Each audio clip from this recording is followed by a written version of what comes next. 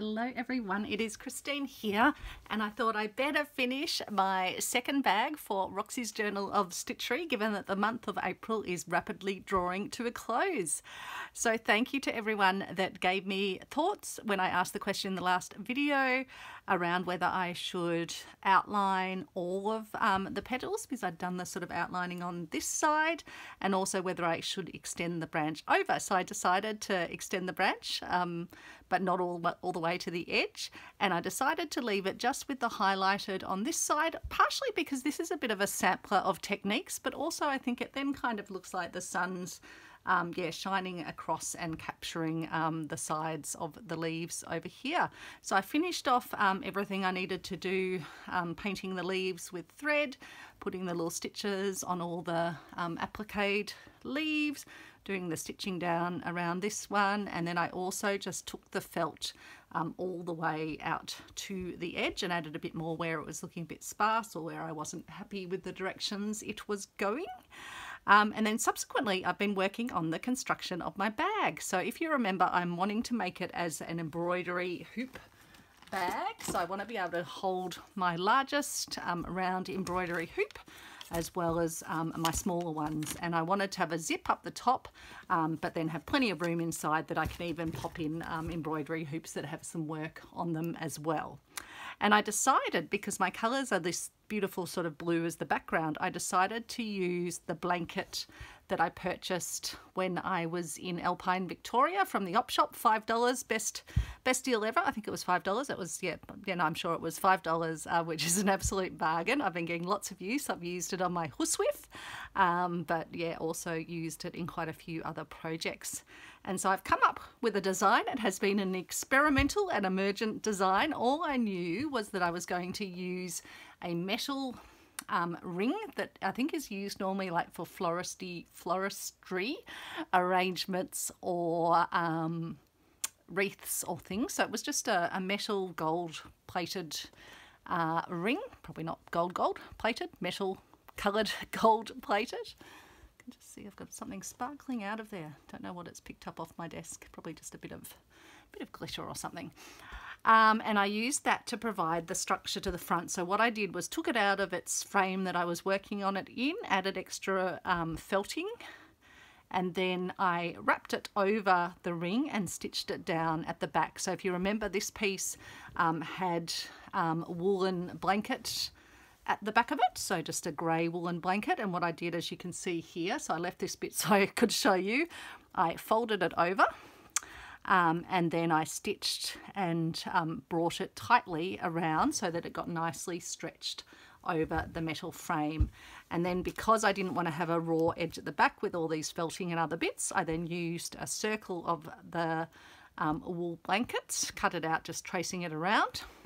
And then I've been progressively stitching that down. Even though this has got a raw edge, I'm just doing a lovely, nice little sort of tight overcast stitch to work around the edge, and we'll finish doing that together. Then I needed to work out how to give structure to the walls, because I didn't want it kind of being too floppy. I wanted it to have a bit of structure. And I remembered that I had this these cork offcuts from the Reverse Art Truck, which is a place that picks up all sorts of supplies from around Melbourne, from Melbourne businesses, things that would otherwise go to landfill, but which artists and schools and things can come and use. You can get a massive bag for just $5, or if it's a whole garbage bag, I think it's about $15. Usually I just fill up a shopping size bag stuffed to the brim, and that's around the $5 mark. And so yeah, I decided to use this for the half shape, because I knew that I would need a zip or an opening in the top. So I just cut this down to the size that I wanted, and then I wrapped it in the wool, and I did a stitching. Actually, with this one, I first of all wrapped it in a piece of wool and brought it over and put a seam down the inside, and then I've put another piece of folded wool over the top, so that I had none of the edges raw edges. They're all stitched down and folded in on themselves. With some of the other bits I've done it in a slightly different way, so I'll show you up here on that. And then for the back, I knew that I needed to have some structure here as well. So I decided to use 2 pieces of blanket, but I've also used some felt as well. So that's going to help to just give it yeah, a bit more substance at the back, whereas if I just had the wool it might have been a bit floppy. So I just wanted to add structure, so we'll finish stitching that together. Again, I just wanted to show you what that looks like. And then I've done another zip, which is amazing for someone that hadn't done zipped bags before. I've done a zip on the slanting, curving side, and so I decided that I needed to create something again to give some structure to this back piece, because it doesn't have the ring in it. I only had one of those floristry rings. I could have certainly used 2 floristry rings, but I didn't have that. So again, I decided to cut a smaller piece of my cork and make an upper outside rim that could sit on the back and give the back a bit of additional structure so it didn't flop around too much. And then I have made that piece. I then stitched the zip onto that piece. I then made another piece, and with this piece I just rolled in this edge, so rolled it over and over so that it's yeah, not got any raw edges here.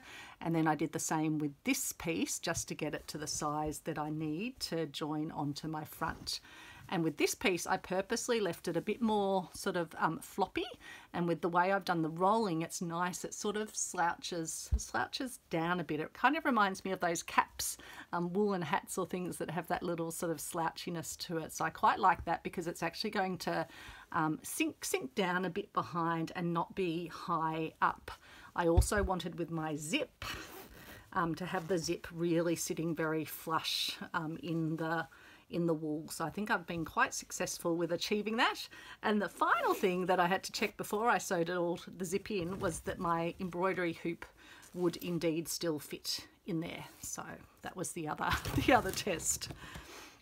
So I thought we could finish it off tonight. I did end up making it a bit bobbly. I was doing my sort of folding over, but I did get a little bit bobbly down here, but I'm going to keep that as a unique Christine design feature. I could have unpicked it all and made it slightly less bobbly, but I've just secreted the bobble inside the bag and you won't even see it. And it gives it a nice little bit of structure over here. So let's pretend it was meant to be that way. So that's how the bag is kind of structured. So the front piece, a back piece, a bottom piece, and then a top piece that has some additional, I guess, yeah, structuring, veining in it, the zip, and then another piece to join over.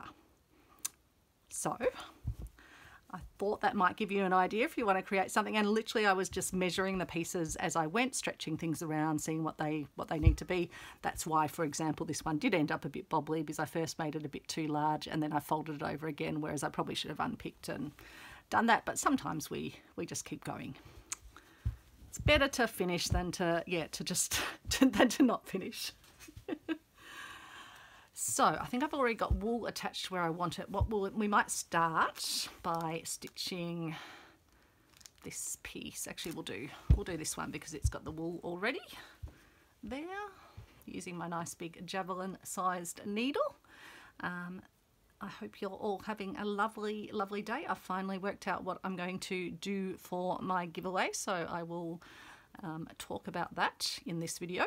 I've got my little pile of giveaway there, but let me get a few things stitched first of all.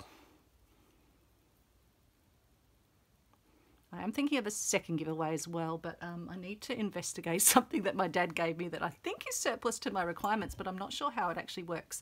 So before I gift something, I want to make sure it is actually functional. I think it's one of those things that he got from one of his friends or suppliers in mainland China, but I just want to make sure it is a useful, functional item before I send it off somewhere. Seems to be a little punch needle kit, but I'm not quite sure how a few of the pieces actually fit in. So what I'm doing here is just putting little stitches, trying not to go through to the front where the felt is. Hopefully I'm not too close to the camera.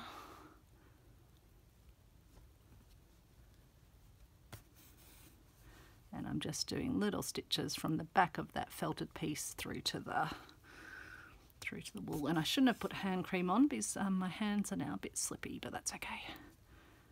I need to get my pliers there, just over there.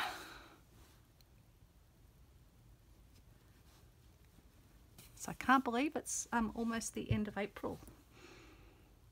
Don't think I'll get to make my little doggy bag idea, but we can keep that for another time. I'm so fascinated to see what our next Roxy prompt will be.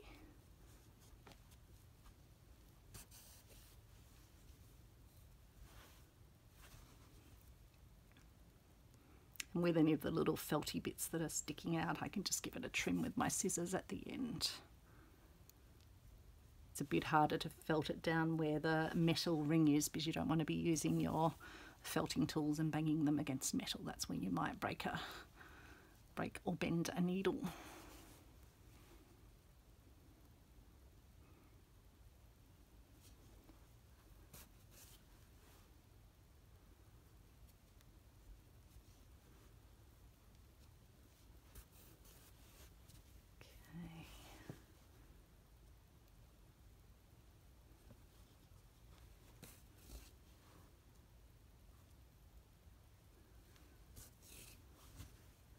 Right, so that's round to there, so I will probably just put a last stitch in. I might actually just go back slightly across here just to get that properly anchored down.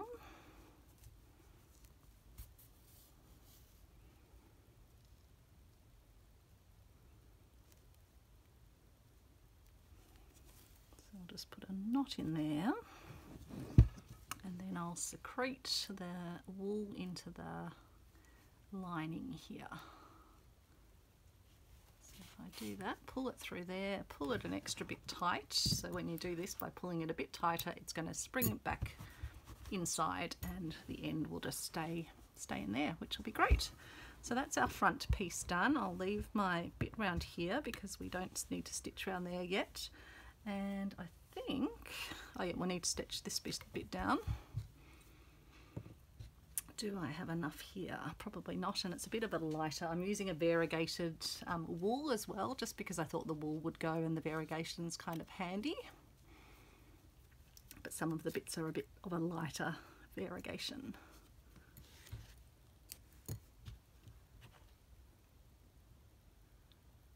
So hopefully this might inspire you to try your own round bag. I haven't decided what sort of strap I'm going to put on it because I don't know how I want to display it. I actually really like the front of it, so I'm even wondering if I'll display it like a little picture on the wall or something, have a little hook or something in the back of it. Okay, so I've just tied a knot in my yarn and I'm just going to leave the end inside the piece here. Just going to check that I'm not too close. It's hard because I can't quite, from where I'm sitting, see down into the camera.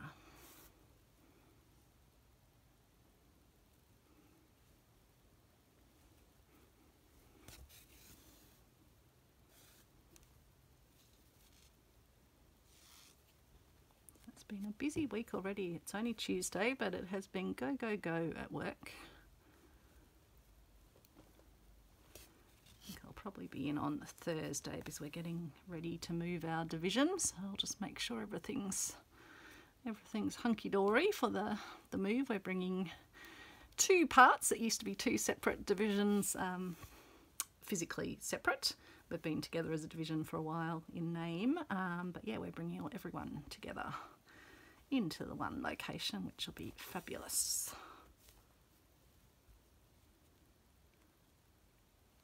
Not that I'm in at work a huge amount, but it will be nice just for everyone, particularly when you've got new starters and things. It's good if they can kind of, yeah, get to know the whole division. And hopefully it'll create a bit more energy on some of the days that folks are in.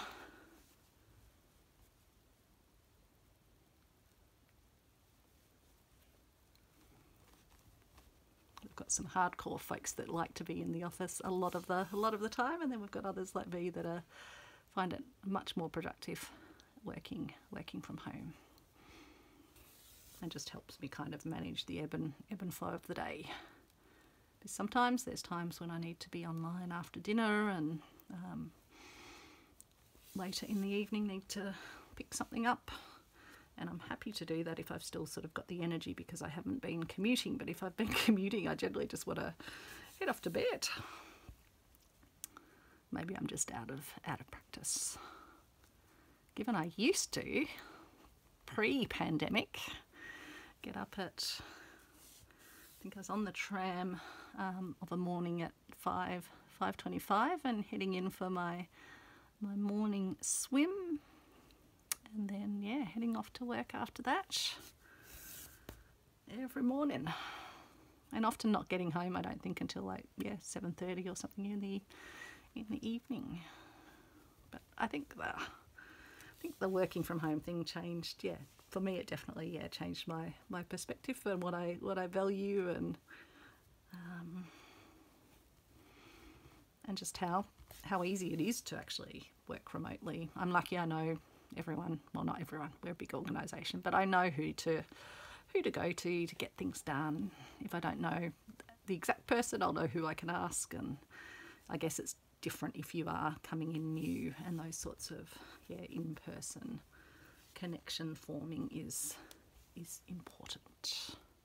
And certainly there's things that are much better to do face-to-face workshops and things, and that's what I really go in for. If I've got something that's collaborative or social for our division. We had a lovely Taste of Harmony lunch where everyone brought foods from different parts of the world, places they have a connection to, or heritage, or places they've travelled. So yeah, always make sure I'm there for those.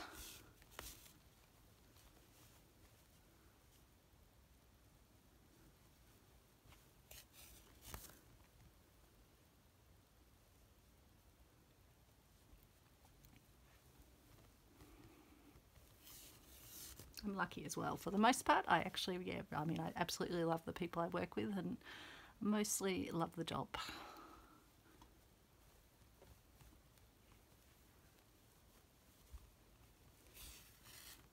One of my commenters was, when we were corresponding separately outside of YouTube, and she was sort of saying, oh, what would you think about reducing down your hours? You have a lot on the go.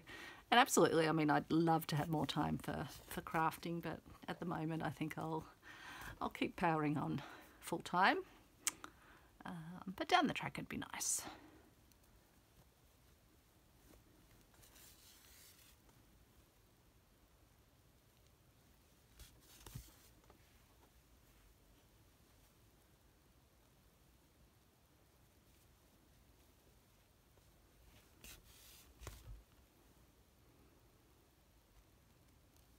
I really shouldn't have put my slippy hand cream on, but if I don't, then my hands look like goannas. If you're overseas, you might not know what a goanna looks like. They're sort of scaly reptiles. They can grow very big. They can scurry up a tree. They've got very sharp claws. You want to actually make sure that a goanna doesn't think that you are a tree, because people have had awful injuries from them trying to clamber up legs. They look like prehistoric creatures.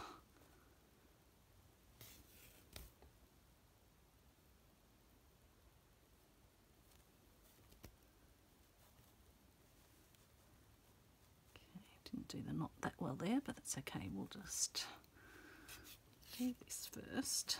Sometimes the wool starts to bind a bit with the felty materials. It gets a bit of feltiness caught on it. Just get rid of that little indie bit.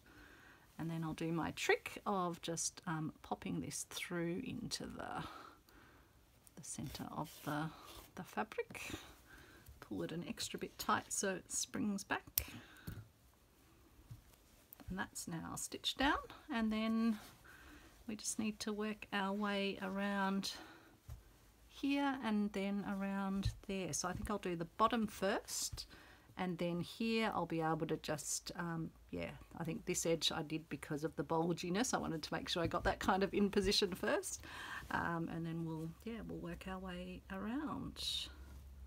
So, got my thread already here.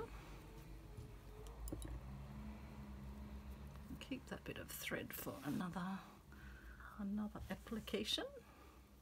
Or actually I could tie that one off. No, I'll bring this one up, I think.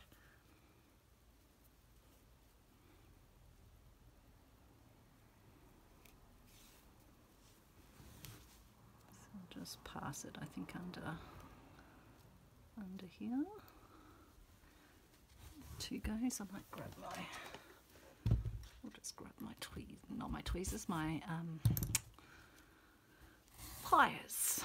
I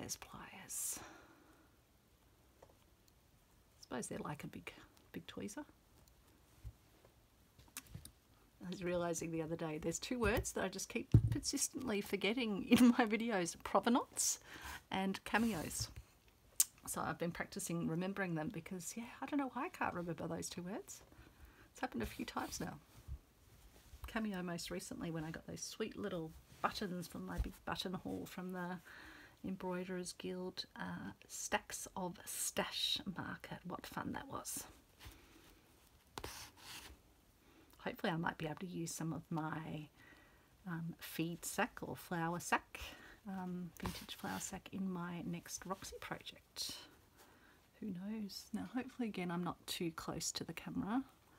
I might just move you up a smidgeroo. And so again, I'm just doing a little overcast stitch to really attach the 2 pieces. I could put pins in, but you know me, I hate pins. So I'm happy to just hold it with my hand. I think that's okay for you to see. Hopefully I'm not in a bad position. I've just got it sort of propped on the bench underneath.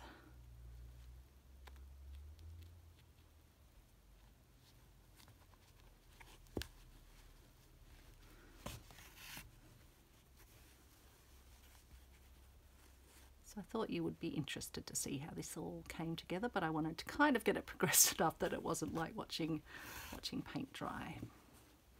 But I'll recap at the end as well on how it's all come together, in case you're wanting just a little reminder if you want to kind of copy the design and plan something out yourself. You could always plan it out on some paper first, just to kind of work out your construction. If you don't have that that cork, that sort of thin cork, I imagine you could use a cardboard of a similar consistency that has enough bend in it but still enough structure. Or you might have another material around the place that's got that structure, and because it's all going to be covered in blanket or whatever sort of felt, you might want to use like a felt fabric. Yeah, it doesn't really matter too much what it is. You just want it to bend comfortably and not break. So the cork was good for that. And with cardboard, you just want it to be sturdy enough that it kind of doesn't crease, I guess. But yeah, I just always like to give you options. But yeah, if you did want the metal ring, I just got those from Kmart, and I was looking the other day and they do still have them there. I just didn't want to go ahead and buy one. I wanted to problem solve another solution. It kind of gave me that nice slouchy design look as well, which was good.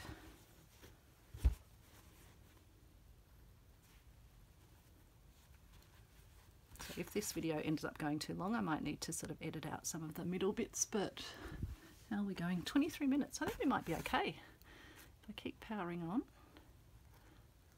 So my giveaway, while I do this, is, you might remember in my little birthday stash that I got for myself, one of my birthday stashes, I got some lovely fabrics from Little Patch of Heaven, and I got myself, I don't think I intentionally did it, got myself some duplicate bundles.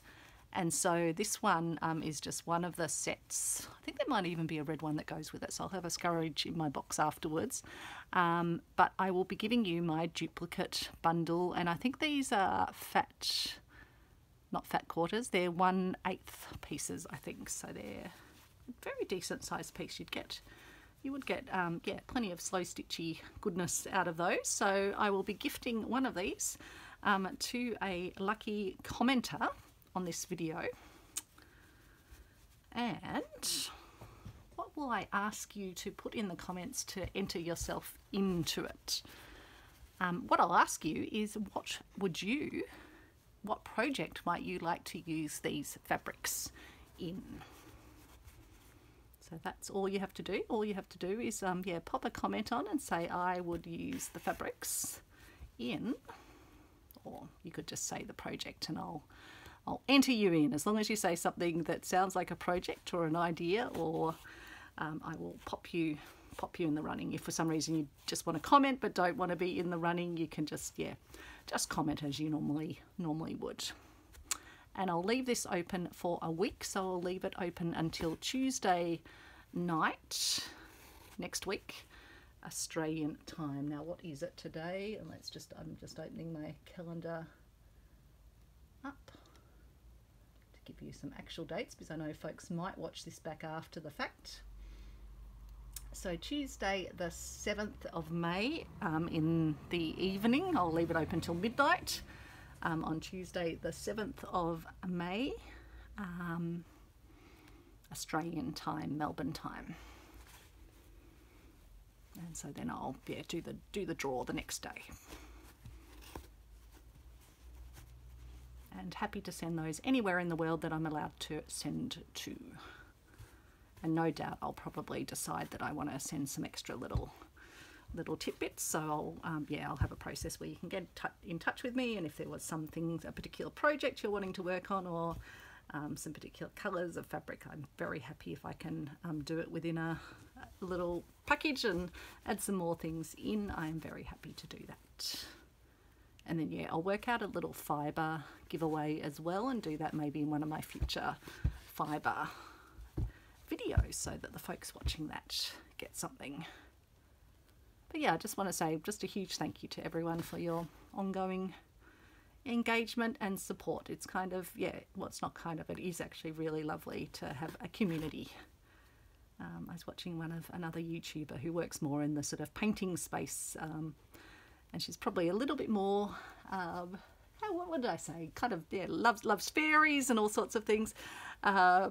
So probably a little bit of a slightly different inclination, but she was talking about how, yeah, just how wonderful YouTube is for finding your tribe. And I know that's something Annie talks about all the time, and it is true.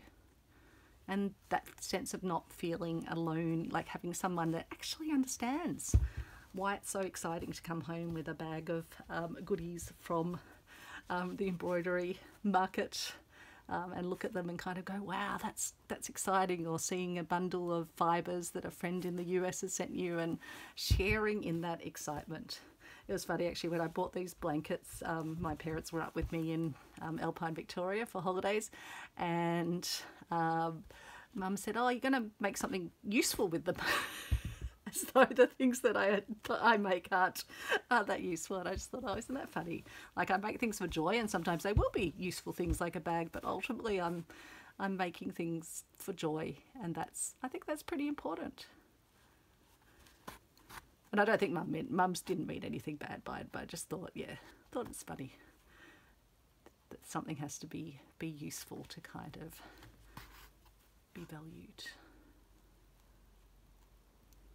Although I have enjoyed, it's fair to say, I have enjoyed the Roxy project and prompts, because we are creating objects, etc. We'll need to tie this one off soon.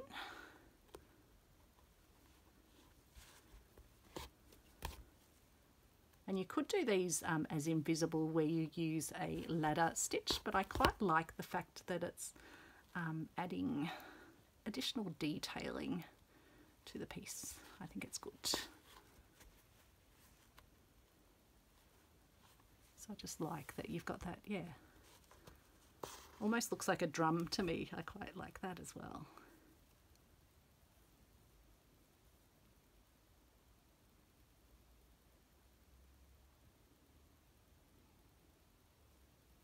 But it's not going to want to thread through now, is it? No, it's not.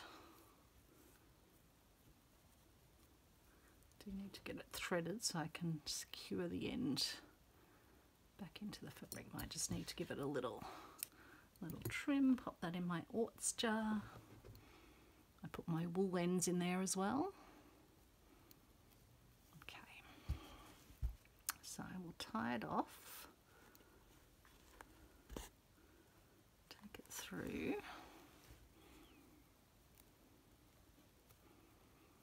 Oops.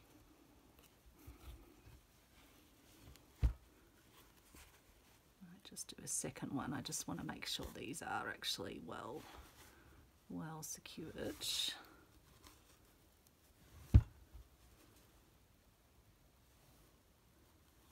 Then I might just bring it down, secure it into here. There we go. Okay, get another piece off here, which is this nice, almost matches with that. Let's get plenty off this time, so we can hopefully get around, although we do have some more around here, which will be good when we get there.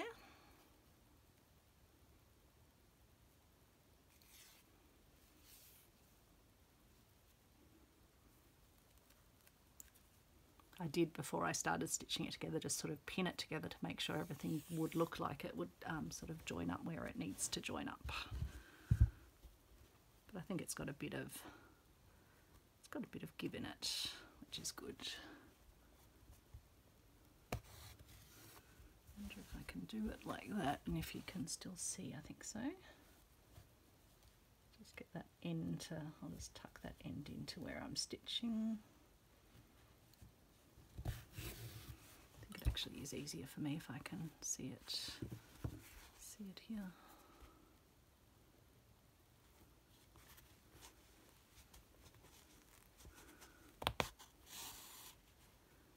Don't know if I was stitching through the cork then, it just seemed to be quite hard.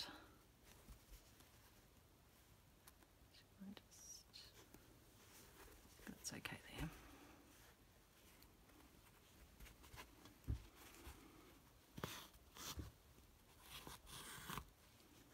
Just the wool on wool, sometimes you just get a fibre kind of catching on your wool.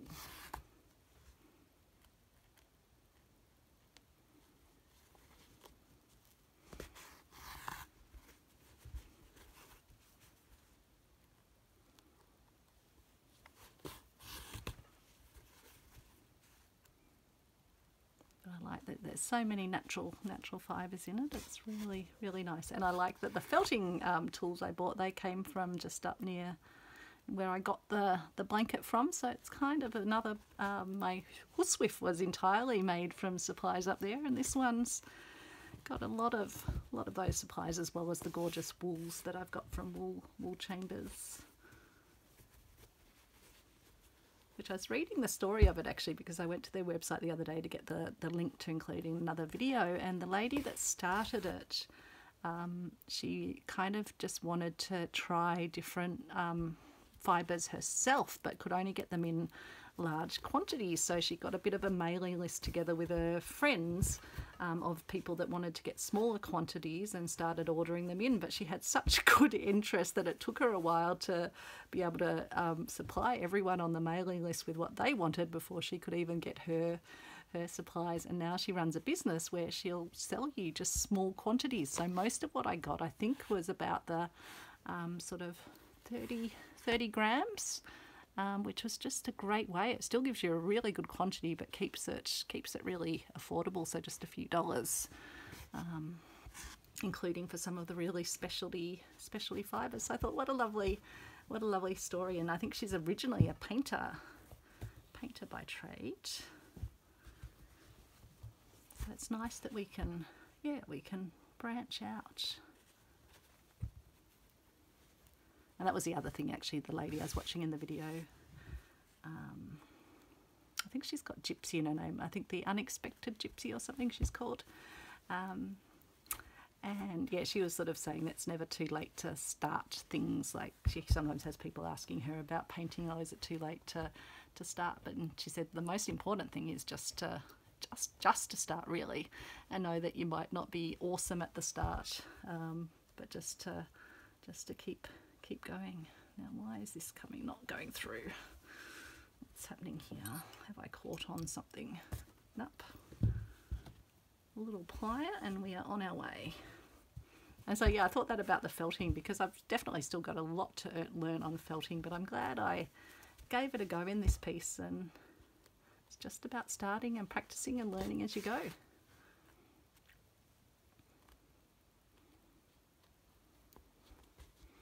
And I really enjoy it, and I think it's just going to be such a wonderful addition to, yeah, not just my slow stitching, but absolutely to my texture pieces, which I remain super passionate about, and really interested to kind of merge slow stitching and other embroidery and techniques with fibre arts.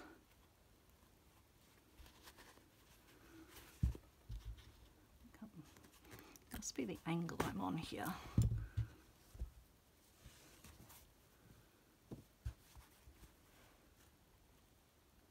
Hope you're working on your own project, or maybe you're plotting out your own circular bag design. Don't forget, if you want to enter the giveaway for these lovely fabrics, plus probably some extras, yeah, just pop in the comments what project you'd like to use the fabrics for.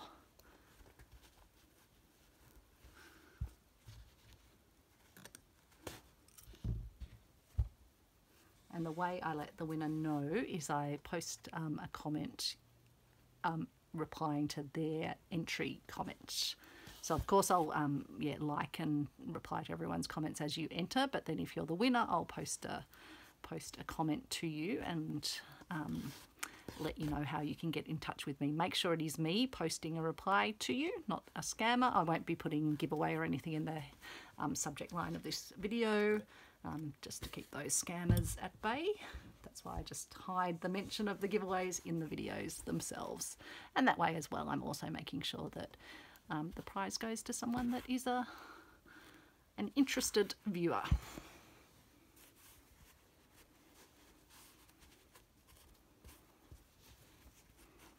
I'm not going to worry that some of my stitches are slightly less even than the others.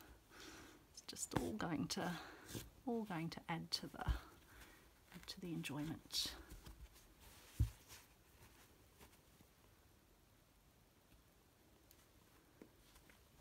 I'll just start using this because my hands are still super slippery.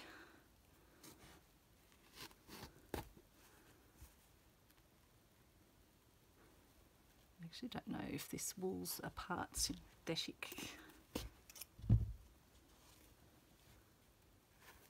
It's one I've had in my bundle for a while, but it was just the right colour, I thought. Sort of getting a bit catching on itself though. You can see it's sort of, yeah, getting little fibres running off. But we're almost around to here.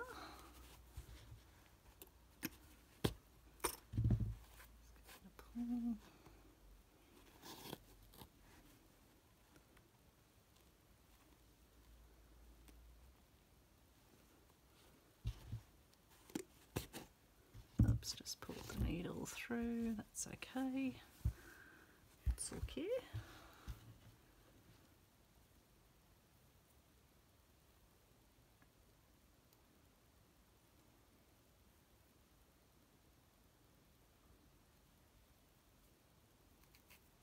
Oops, going to have to give it a trim.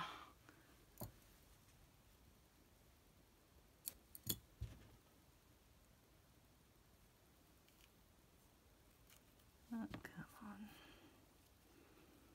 Sometimes it just doesn't want to participate. I did actually have another needle, but I think I've dropped it somewhere on the floor in here. Lucky not anywhere else in the house.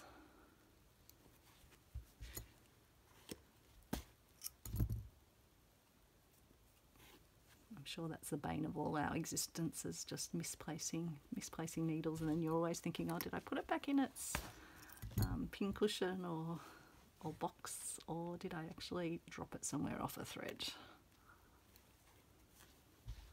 Wish you could have little those little like Apple tags that you can put on household items or something like that.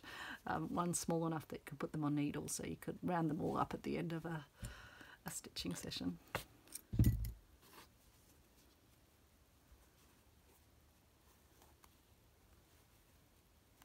just going to tuck that little endy bit in there.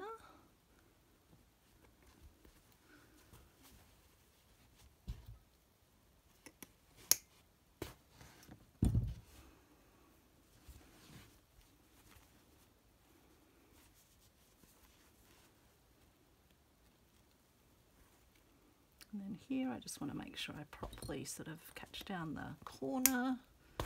Oops, pulled it out again. Just too much gusto. Maybe I need to end this bit off here, because then I've got another bit that can continue on, so that's probably best to do that. This weekend I've got my school reunion, which will be amazing. I shouldn't tell you how many years it's been. Maybe I'll tell you after the weekend. Makes me sound old. It's a round figure reunion. So that's going to be kind of cool.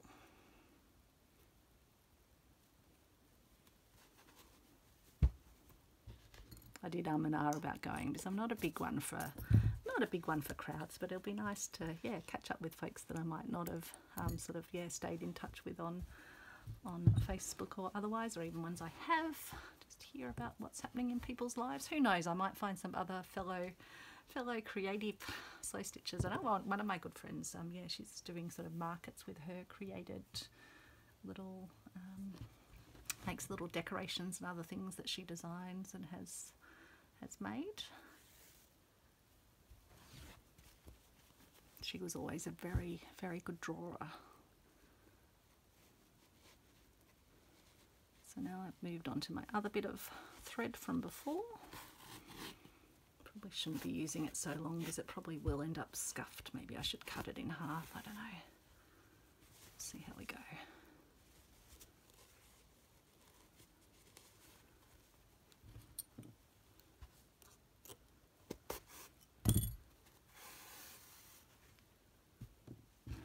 As I say, if this ends up being too long, I'll just have to edit it down a bit, but I was going to try and just do it in one go.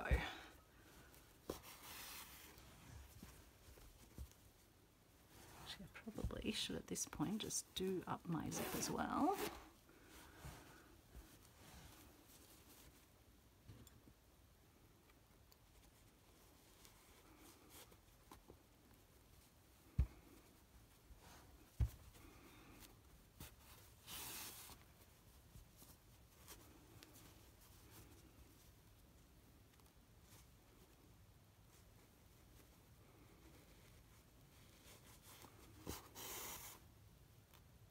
This is easier because I'm just going through the wool blanket, which is quite nice to stitch through.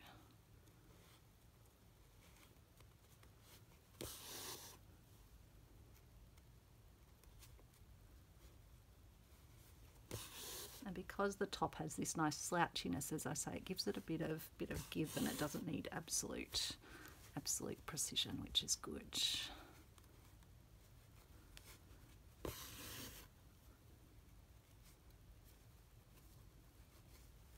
We like a bit of designed in sort of bodginess ability.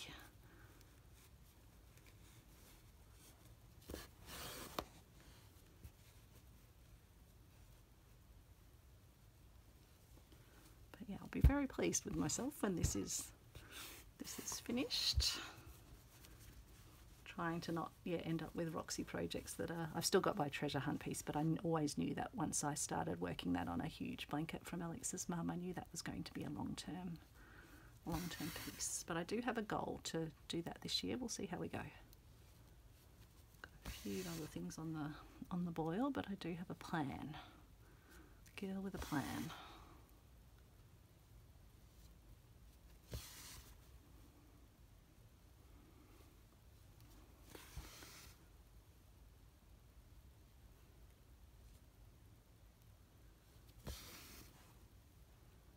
So I'm actually, it's not too bad here either, because what I'm doing is actually working through the stitches that I did around here when I was stitching the backing wool onto the front piece. So it's given me a nice sort of braided stitched effect that I can then just take my stitches through that, which is making it very easy, thankfully. So the hard bits over, the torturous bit of watching me with pliers hopefully is over, although just as I said that, this one seemed a bit more, I think I must have gone through a bit of the front fabric as well. Okay. So yeah, again, having this slouchiness really helps because it just makes it easier to kind of, yeah, fold it up. Now I do want to make sure that when it is finished, it's not going to sit too high. That'll be right. Yeah, that'll be fine. Just looking at it, thinking I don't want it to be up high. So I'll just make sure when I do these ones that I'm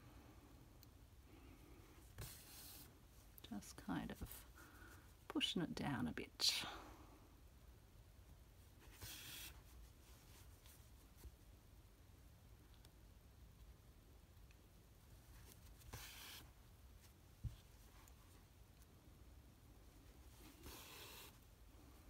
I think we're going to get around. Unless it takes me 15 minutes to get to the other end, but I don't. As I say, every time I say that, I keep putting a moz on myself. What is moz? I don't know if that's an Australian saying, but it essentially means sort of putting a bit of a curse, not a curse, but putting the kibosh on yourself. I've never looked up the word moz, putting the moz on yourself. Hopefully it's not a bad, I do apologise if it has connotations that are not good, and I should probably learn connotations of things before I ponder them out loud. It's the problem when you have a video on, you might be pondering things yourself in your craft room and it's perfectly good, but then I'll make sure before I post the video that I've checked what the moz is. Or maybe it's just one of our family sayings, putting the moz on something. I'm not sure.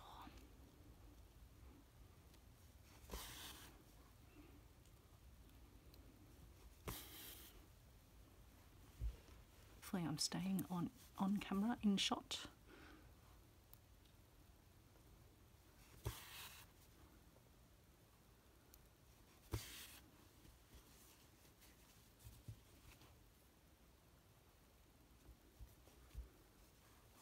So yeah, I thought it might be harder putting the zip in on around, but it was, yeah, same technique really.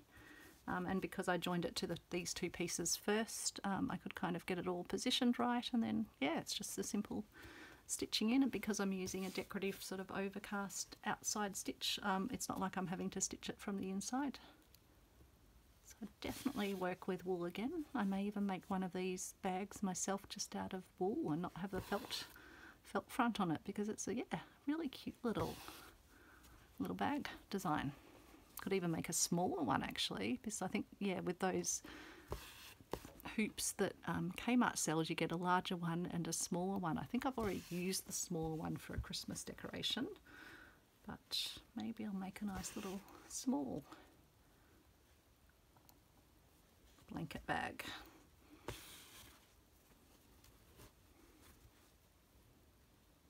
I do like this blanket and love the colours on it. I'm going to have a look at the op shop when I'm up there for next time in Alpine Victoria. I think we're going up for winter for a day ski trips for Alex and his brother. Travis and I will hang out and go touring around. Although they don't ski every day either, so Alex can do some Travis looking after while I do some op shop crawling. Okay, so I think we're all the way around. I'll just put a last stitch or two around here. I think I had actually already stitched that down. And then we'll trim off any extra felty bits. Let me just properly tie this off, because it'd be a shame after all of this not to have it hold. Let's just do another knot like that, and then we will secrete it down into, maybe we'll secrete it up into here. So again, just feeding it in and then holding it a bit tighter so it springs back into the bag. Now, this is where I will just get rid of any extra fluffiness that we don't need to have. You can even do it a little bit on the surface, although away from the edges I can actually still felt into it because it's just blanket and the fabric underneath. So if it does sort of, yeah, if any bits of it come away at all from the surface, but that's why I wouldn't be using it as a day-to-day bag. But yeah, there we go. Let me just stand up so I can see what you can see. That though is my bag. Let's unzip it. So it unzips. There it is inside, which is really, really cool. Really nice in there, very cozy. And then let's make sure still, oops, shaking my embroidery hoop. Yep, we can get our selection of hoops inside there, all sizes. They all fit in there. And then we have this beautiful, beautiful display item as well. So I am incredibly pleased with that. Really like this little, even like that kind of, yeah, slouches down a bit, but then expands out to the right sort of thing. But it's given it just a nice sort of, so it's just inset and not poking out. And yeah, I'll just need to give it just a tiny bit more trimming, just where I've got tiny little felty hairs, but I suppose you always get it. But it was definitely good backing this with a blanket, because it just meant that I could kind of fold the felty bits under. But there we go.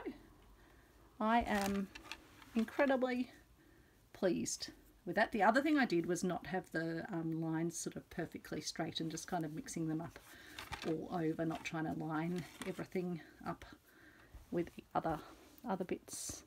And I do love my little gum blossoms and my little wattle, and yeah, this protea in the middle, which is a relative of Banksia and Waratah. So yeah, just love it. Hope you enjoyed watching the series. I'll link to the my Roxy playlist, my Roxy Journal of Stitchery playlist, where you can follow along with the past videos where I've been working on this. Thanks everyone, and yeah, don't forget to enter my little giveaway and stay tuned. I'll try and do a fiber one as well. Thanks everyone. Bye.